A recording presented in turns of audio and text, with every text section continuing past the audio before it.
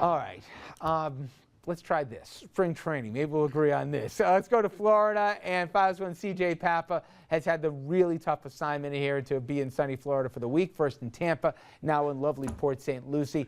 And CJ, before we break down, the lineup and the pitching staff and everything else, do they actually have enthusiasm there? I mean, a bunch of promising kids. Are they actually fired up about 2013, or do they know, let's enjoy it while it lasts before opening day? I think this Met team, to a man, believes that they can actually do something in 2013. I think the Met fan believes 2014 is their year. You have a starting pitcher like Matt Harvey, and then you have a prospect like Zach Wheeler. Maybe Wheeler finds his way into the lineup, into the starting rotation eventually. Johan Santana, remember, the arm is fine. He just had some back issues. They settled him. They shut him down, and then they have Sean Markham. They picked up the veteran. You throw in John Neese, and, this isn't really a bad rotation. Pitching-wise, it's just about hitting. I mean, can David Wright do it every day? What about Ike Davis? And we did have over 30 home runs last year. But some of the other guys, Lucas Duda, a big question mark. So offensively, I wouldn't say there's a lot of enthusiasm. But when it comes to the pitching staff, this is a pretty good pitching staff. And if it develops, there could be a lot of enthusiasm for the Mets and their fans this year.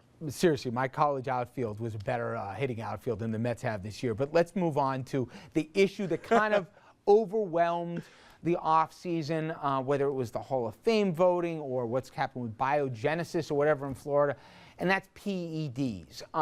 Every single time you can't open a sports page without some story, and it seems that baseball always seems to be the center around it, and it came up in the locker room today. I'm sure nobody wants to talk about it, but it's just hanging out there like a black cloud, isn't it? Yeah, sure. It came up with Cesar Puello. He is the Mets' 21-year-old, outfielder of the future. In 2014, they think he could even play for the team. He might play at Double-A Binghamton. He's really moving up the ranks, and he declined to answer questions about PEDs.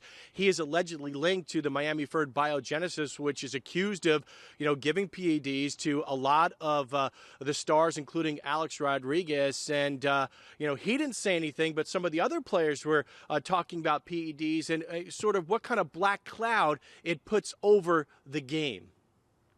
With that stuff, all I can really speak on is the way I feel like I go about my business, the way I feel like my teammates go about their business. We do it the right way. We do it clean, and we do all our work is in the off season is in the weight room. So that's all I can really speak to it on that. It can be frustrating, but I can only control my own career. I try not to think about them too much, to be honest with you. That's the media side of things. That's the ugly side, and we try to keep a positive outlook here in the clubhouse, and that's just something we don't mess with.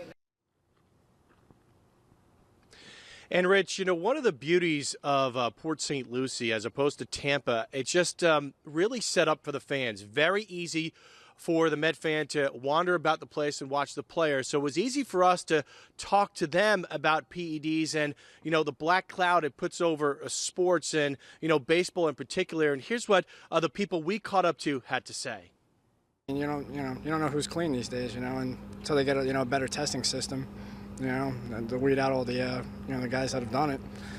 I don't know. It does cross your mind, though. Can't tell who is playing their game right way and who's not playing their game right way. All you can do is take their, word if they've done PEDs or not. So it's kind of hard to tell which ones are playing the game right, which ones are playing the game wrong. When you're sitting in the seats, not really. You're just happy to be there. But when it comes to Hall of Fame voting time, then you're thinking about it a little bit. You're like, well, he's in the Hall of Fame with these numbers and he has these numbers, but he's a known PED user. Is it tough? You're here with your 9-year-old son, to explain that to him so he understands as well what's going on? Yeah, definitely. We haven't really talked about it yet, but eventually we'll have to. He hears about it all the time. He hears it on the news all the time, and I think it will be tough. I have to sit him down and talk about it. He's in Little League himself, and I'm sure in a few years he's going to hear about it, with his friends, and maybe he'll even be confronted by it someday.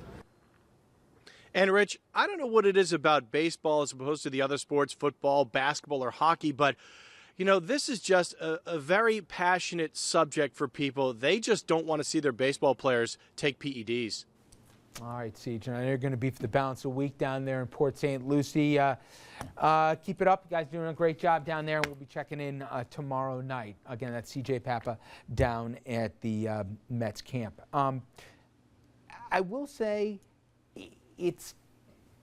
I think it's so polluted, the subject, that it's not, I think, something that Andrew comes out like they just get it all out. They list the whole 100 guys in the report, and there you go, right? This comes out in drips and drabs, and it never seems to end. And I think that's part of the frustration for many, that people almost resign to it. It's going to be part of the narrative every single, seemingly, week of the baseball season. And in a statistically focused sport like baseball, where you're comparing today's players to past players, and then when you see some of these numbers drop off, is that because they're off the juice? Is that because was their success because they were on the juice?